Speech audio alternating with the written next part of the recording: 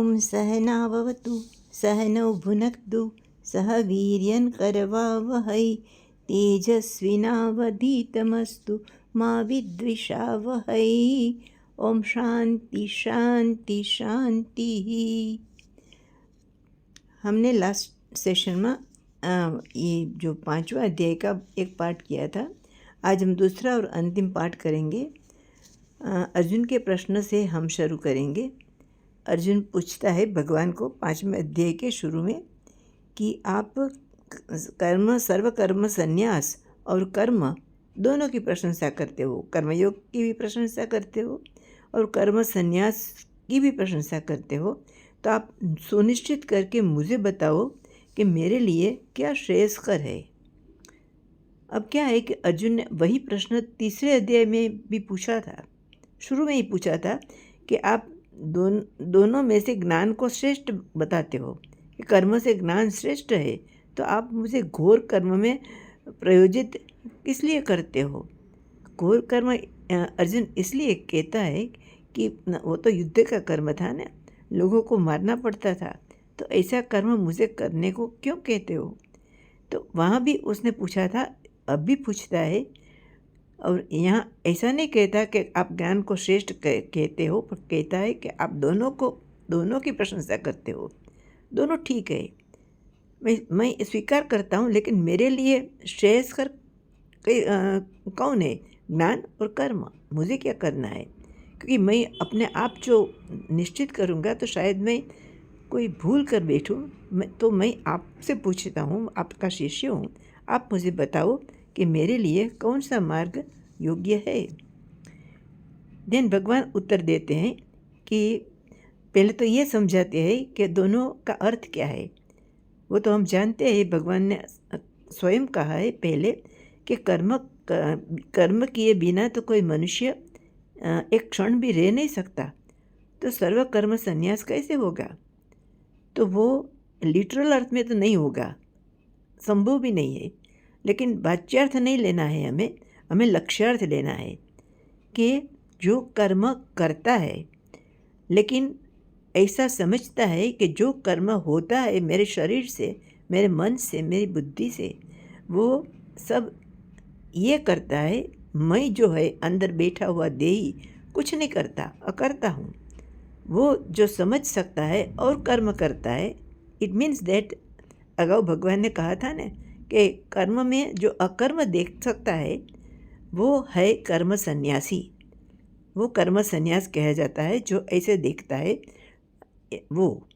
और दूसरा क्या है, कर्म योग है, वो कर्म भी करता है और साथों साथ वो अपना लक्ष्य कुछ जानने के लिए, ज्ञान के लिए भी उसका है, लेकिन संपूर्ण समय वो उसमें नहीं दे सकता, क्योंकि उसके बहुत से कर्म करना है, बहुत सी जवाबदारी उसको निभानी पड़ती है कर्मयोग में।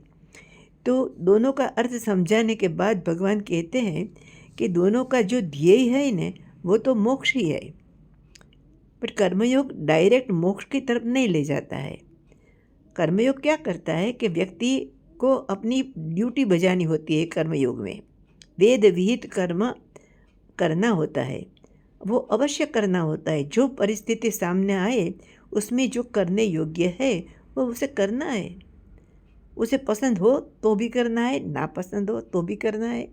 ऐसे उसके राग द्वेष न्यूट्रलाइज करने की उसको अपॉर्चुनिटी कर्मयोग में मिलती है, तो उसका परिपक्वता उसकी होने लगती है कर्मयोग के जीवन जीने के साथ साथ। तो मोक्ष की पात्रता कर्मयोग देता है। क्वालिफाइड होना चाहिए ना कर्म सन्यासी बनने के लिए। जैसे मेडिकल कॉलेज में हमें एडमिशन चाहिए तो 12वीं दौरान तो पास करनी है, लेकिन नीट भी परीक्षा भी करनी पड़ती है pass, then only you can get the admission in the medical college. तो यहाँ भी पात्रता होनी चाहिए। और हमारे शास्त्र दर्शाते हैं कि सन्यासी बनने के लिए अथवा अपना जीवन ज्ञान के लिए ही समर्पित करने के लिए पात्रता चाहिए, साधन चतुष्टय चाहिए, विनय चाहिए। विनय मीन्स विवेक चाहिए। विवेक मीन्स नित्य अनित्य वस्तु में भेद करना चाहिए। ये नित्य है तो मैं इसमें नित्य सुख इसमें से मिलेगा, अनित्य हो तो इसमें सुख कायम नहीं मिलेगा। सो नित्य अनित्य का विवेक होना चाहिए, वैराग्य होना चाहिए। ज्ञान के सिवाय कोई भी वस्तु प्रत्ये उसको रुचि नहीं होनी चाहिए, ऐसे वैराग्य कहता है। षट संपत्ति होनी चाहिए, इंद्रिय निग्रह, मनोनिग्रह। इसके उपरांत जो है वो तितिक्षा है, वो समाधान है, श्रद्धा है शास्त्र और गुरु के वचनों में, वो सब संपत्ति उसमें होनी चाहिए। और लास्ट में मोक्षत्व होना चाहिए, उसमें जीवन मरण के चक्र से छूटने की एक अत्यंत तीव्र इच्छा होनी चाहिए। वो उसे अधिकारित्व देता है संन्यास में प्रवेश करने के लिए। तो बिना पात्रता, बिना कर्मयोग से पसार, कर्मयोग ये सब देता है, बिना कर्मयोग से पसार होने के जो संन्यास सीधा वो अपना लेता है तो उसके लिए मार्ग बहुत कठिन है। तो भगवान कहते हैं कि ऐसा शक्य नहीं है। वो जो है पात्रता, जो कर्मयोग देता है, तो कर्मयोग साधन बनता है, मोक्ष की तरफ तो दोनों ले जाते हैं। लेकिन कर्मयोग के माध्यम द्वारा तब आप क्वालिफाइड होते हैं और देन जब संन्यास के लिए आप ज्ञान की प्राप्तता प्राप्त कर लेते हैं।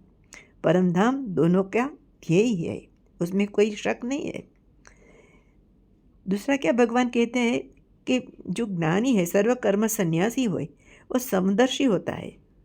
समदर्शी ऐसे कि जो विद्वान ब्राह्मण है, गाय है, गौ है, और चांडाल है, कुत्ता है, गधा है, सब में उसकी समदृष्टि होती है।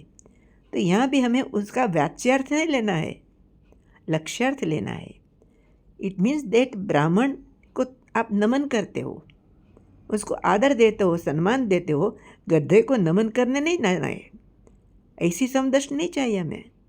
समदर्शी मीन्स गधे का भी आप ख्याल रखो, उसको आप अवहेलना उसकी मत करो, इसका भी ध्यान रखो, केयर करो, उसमें भी जान है, आत्मा है। तो उनको भी ऐसे नहीं छोड़, अमानवीय व्यवहार, अपशुय व्यवहार उनके साथ नहीं करना है, उसका अर्थ ये होता है। तो ऐसा हमें विवेक के द्वारा समझना होता है। और ज्ञानी कर्म सन्यासी कौन बन सकता है? कि जो सर्व कर्म करते हुए भी उसे अपने को अकर्ता माने। यहाँ एक श्लोक आता है ना 5वें अध्याय में कि तत्व को जानने वाला जो ज्ञानी है ना, सांख्य योगी, तो देखता हुआ, सुनता हुआ, स्पर्श करता हुआ, सूंघता हुआ, भोजन करता हुआ, चलता हुआ, सोता हुआ, इवन श्वास लेता हुआ, बोलता हुआ, त्यागता हुआ, ग्रहण करता हुआ, आँखों को बंद खुली करता होगा वो ना, सब इंद्रियाँ अपने अपने अर्थों में, अपने अपने क्षेत्र में काम कर रही है।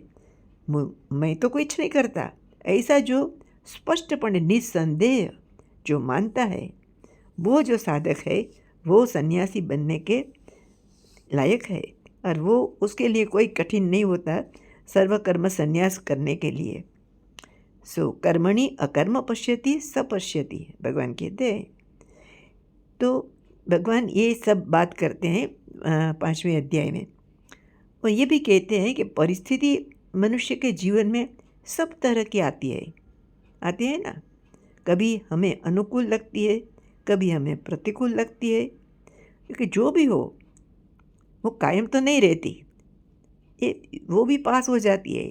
लेकिन जब आए अनुकूल परिस्थिति तब आप बहुत हर्षित न हो, और प्रतिकूल परिस्थिति आए तब आप टूट न जाओ, धैर्य रखो।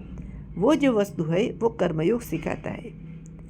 तो चेंज के सामने, चैलेंज के सामने हमें डटे रहना धैर्य के साथ और मेंटल इक्वेनिमिटी के साथ, એટલે मानसिक आप स्टेबिलिटी आपकी मेंटेन करो, और जो भी परिस्थिति आए उसका आप डटकर विश्वास के साथ उसका सामना करो।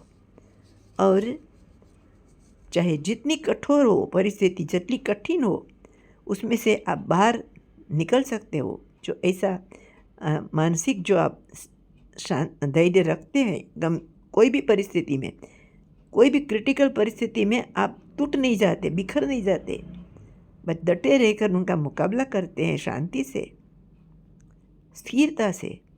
तो वो जो है ना, वो कर्मयोग सिखाता है, वो संन्यास के लिए बहुत ज़रूरी है। और भगवान कहते हैं ना, भागना तो बिल्कुल नहीं है। अर्जुन कहता था ना कि मुझे यह युद्ध नहीं लड़ना, मैं तो संन्यास ले लूँगा, चलो जाऊँगा जंगल में, भिक्षा पर निर्वाह करूँगा। तो हमें भी कभी कभी ऐसा होता है कि भाई चलो भाई, परिस्थिति ऐसी आई है, मैं उसको ढल नहीं कर सकता, डील नहीं कर सकता, भाग जाऊँ, संसार को छोड़ दूँ। तो ऐसी जो एस्केपिज्म है, इसका भगवान विरोध करते हैं कि ऐसा आप बिल्कुल मत करो। और कर्मयोग में आप पास हो चुके होंगे तो ऐसा आप सोचते भी नहीं। कारण कि पश्चिम के देशों में हम देखते हैं ना, वो एटीट्यूड जो कर्मयोगी के पास होता है हमारे देश में, वो वहाँ नहीं है।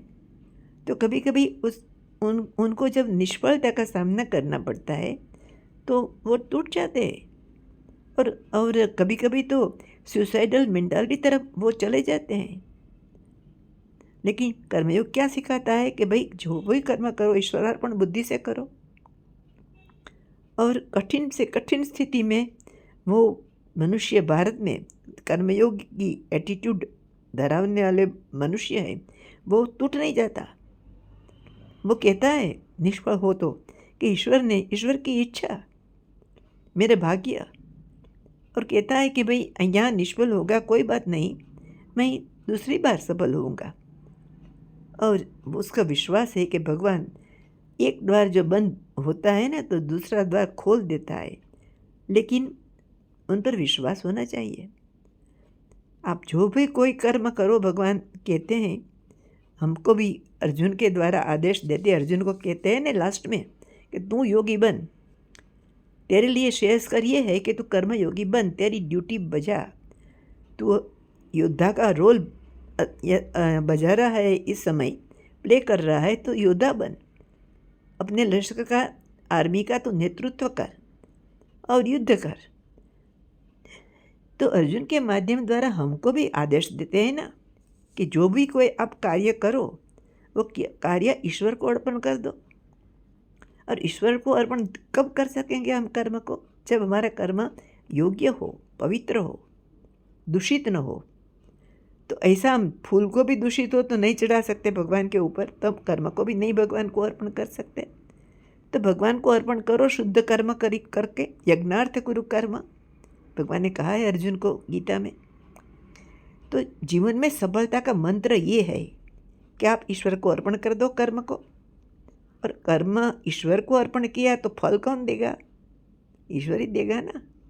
तो ईश्वर जो फल देता है, मंदिर में जो प्रसाद मिलता है, हम कितने मानपूर्वक स्वीकार करते हैं, अपने सर माथा पर लगा लेते हैं। और कभी ऐसा नहीं कहते कि इतना इतना इतना कम क्यों, और मुझे वो नहीं ना वो चाहिए, ऐसा नहीं करते। जो मिला उसमें हम आनंद से स्वीकार करके सराहों पर चढ़ाते हैं। तो ऐसे कर्म का फल जो भी आए, कर्मयोगी है उसको सर माथा पर चढ़ा लेता है। तो ये है जीवन की सफलता का मंत्र, ये है कर्मयोग। इसकी प्रक्रिया में से पसार होकर भी मनुष्य कर्म संन्यास के लिए अधिकारत्व प्राप्त करता है। तो हम में भी कोई भी जहाँ भी हो, जिस क्षेत्र में हो, जिस जॉब करते हो, वहाँ यही एटीट्यूड रखो। अपना जो कोई हो वो श्रेष्ठ दो अपने कर्म में। भविष्य की चिंता मत करो, वर्तमान में पूरा स्थित रहो, कंसंट्रेट करो। इन ईश्वर पर विश्वास करके उसको अर्पण करके करो तो चौक्कस आपको सफलता मिलेगी ही मिलेगी। और शायद ना मिले और कम मिले तो भी निराश नहीं होना है। भगवान का प्रसाद है, भगवान दूसरा द्वार खोल देगा और आप वहाँ सफल होंगे। भारत में देखते हैं ना, IAS ने परीक्षा में 2, 3, 4 बार निष्फल होने के बाद भी व्यक्ति सफल होता है। तो भारत के लोग में ये है, डटे रहना, टूट मत जाना, बिखर मत जाना, ये कर्मयोग सिखाता है। और भगवान कहते हैं ये कर्मयोगी बनो, पात्रता आप हासिल करो, देन सर्व कर्म संन्यास के लिए सोचो। तो ये है हमारा 5वां अध्याय, जो हमने 2 पार्ट में यहाँ आगे पूरा किया है। अब हम 6वां अध्याय लेंगे और उसमें भी हमें 2-4 श्लोक की श्रृंखला लेकर हम आगे चर्चा करेंगे।